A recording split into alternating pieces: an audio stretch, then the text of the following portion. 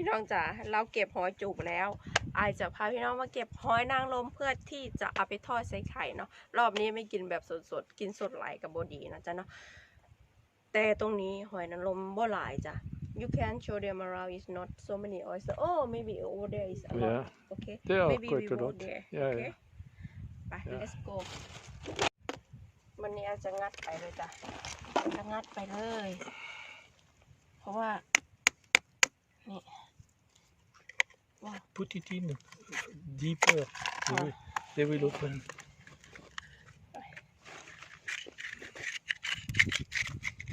like this Yeah.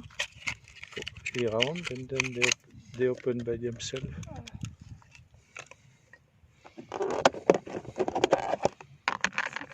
ฉันจะทำกินมีเปเปอร์นะ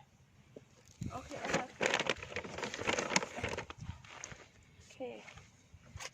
วันนี้เราจะเอาใส่ตลับเพื่อจะไปทอดใส่ไข่อันนี้ก็นึ่งใส่ข้าวก็แซ่บเลยจากคนญี่ปุ่นไอเคยเห็นเขาจะมักนึ่งใส่ข้าวใส่ไปไหม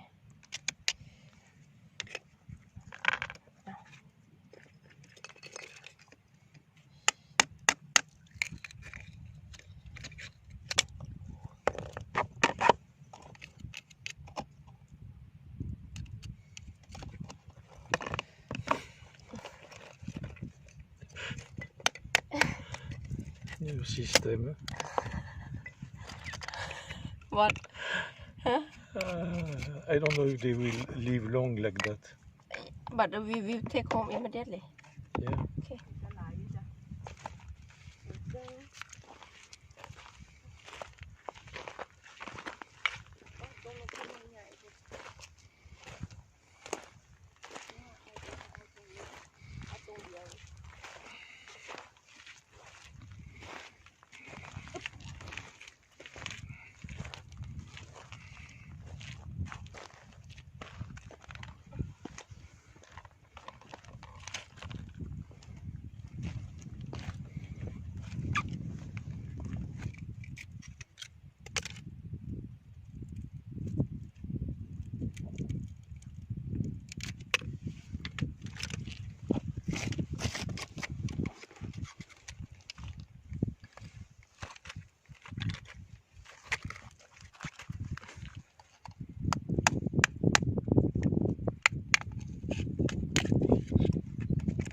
ถ้าเอาไปทอดใส่ไข่เนี่ยก็เอาแบบนี้เลยจ้ะทอดใส่ไข่อร่อยมากด้วยจ้ะหอยนางรมนี่เอาเดี๋ยวเราไปล้าง Thai style to get the oyster. Huh? Really Remove immediately. yeah ฝรั่ง is carrying home ล่ะ Yeah. What you think This is simple. Oh my god, beautiful. Oh. I never imagined that it could be so beautiful, the oyster.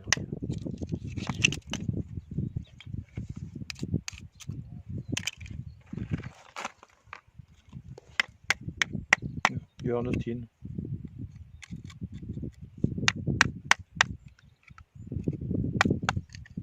Go inside. Voilà.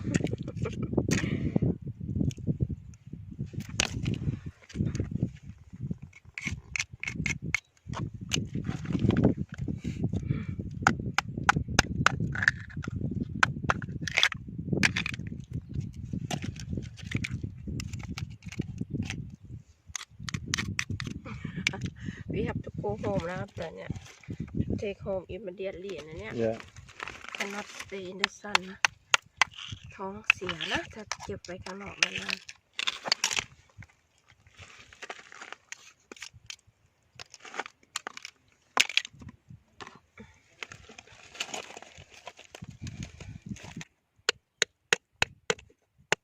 Go inside well. Okay.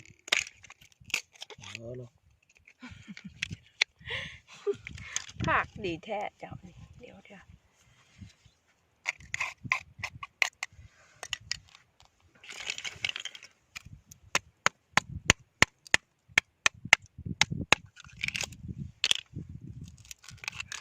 ไม่ได้ ชิวมากท่านั่ง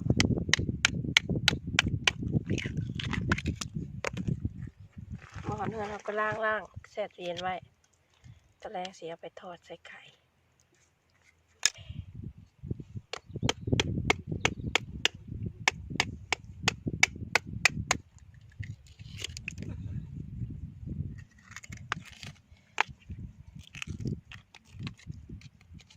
ฝรั่งบอกว่าไทยสไตล์ฝรั่งเวลาเขาเอาเมื่อเป็นตัวแบบนี้นะไอเอาเมื่อมันแกะยากอยู่บ้านเขานะเงินนะแกะบ่ค่อยเก่งแกะเมื่อแบบนี้แหละเพราะว่าเขาสิกินซุป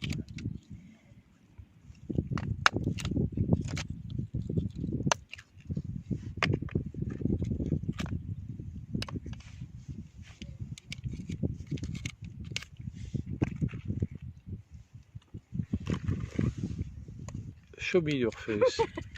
หวายมันแห้งฮ้อนอยู่ได้นี่บ้า Massacre. ทำใกล้ๆหน่อยสิ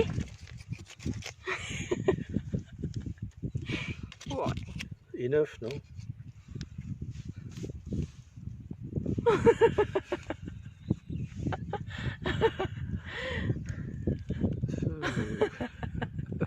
Shut up okay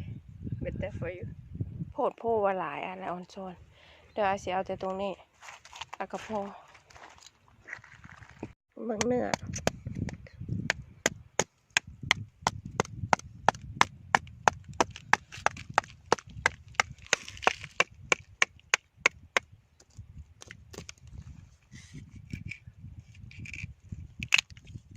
perfect for you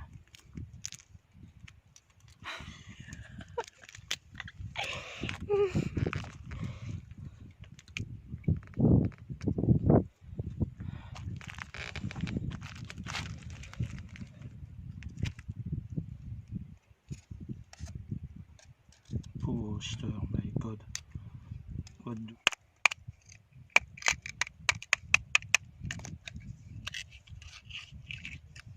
Keep ว้าวนี่ใหญ่มากเบิ่งเนื้อนวลมาก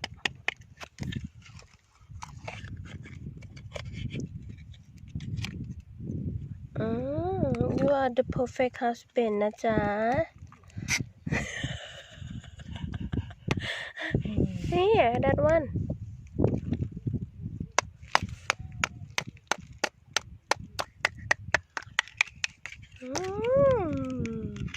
Wow Nothing left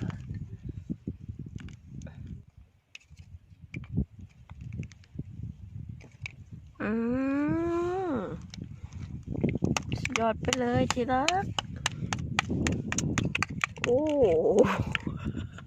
You look like an engineer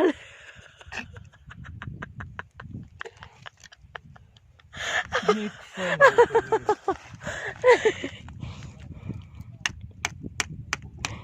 Engineer for oyster Ingénieur for oyster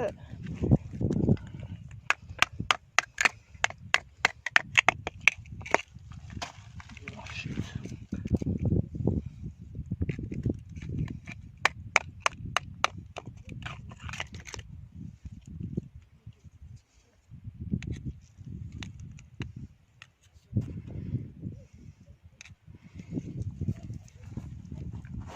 Is it enough? Yeah soon 3นี่ตัวนี้ last one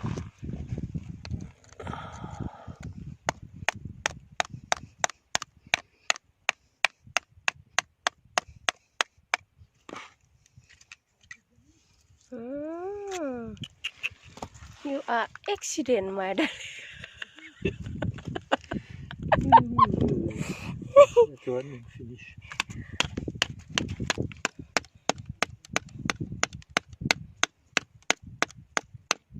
น้ำแตก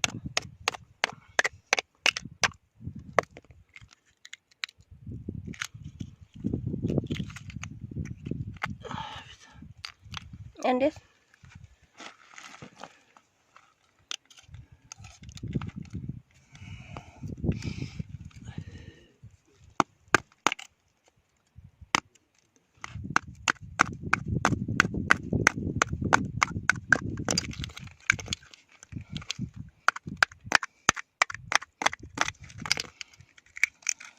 ฝรั่งไทยละ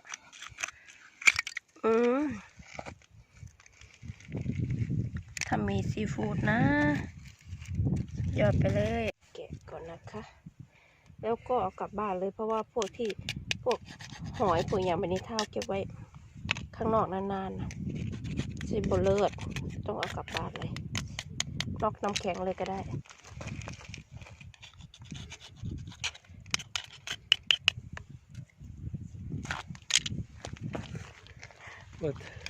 หอนมากเลยอยู่อาไทยไปเลยฮะอยู่อาไทยเหรอMy engineer. Oh no, I am not tired today. Even if I breathe hard, I am not tired. แต่จะดังขบวนได้เมื่อยได้จ้าป่ะ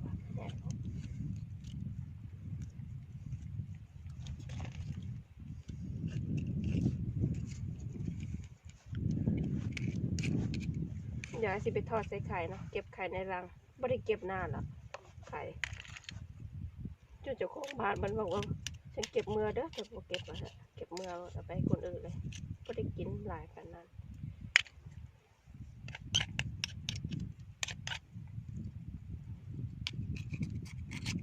โอเคค่ะโอเค No, no, no, no. Keep the water. โอเค Yeah, yeah. นี่ค่ะ Picture? no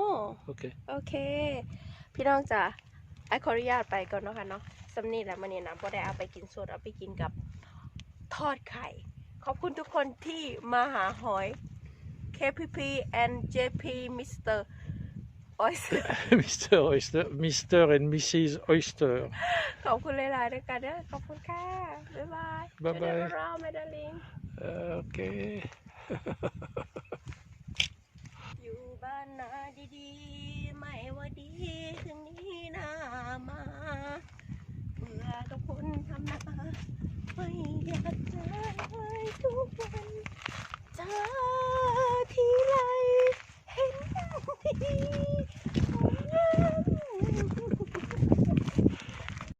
เมื่อนี้คนบ่ค่อยหลายอีกอย่างหนึ่งก็คือซัมเมอร์หมดแล้วป้าเพิ่นบอกมันก็เลยบ่ค่อยมีคน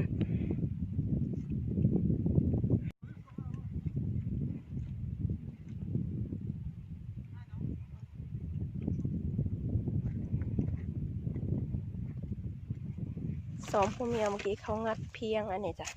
เพียงหินที่อายเคยงัดตอนอยู่เกาหลีโอ้ใหญ่ขนาดตัวนี้นี่คือเพียงที่เขางัดเนาะเป็นเพียงที่อาย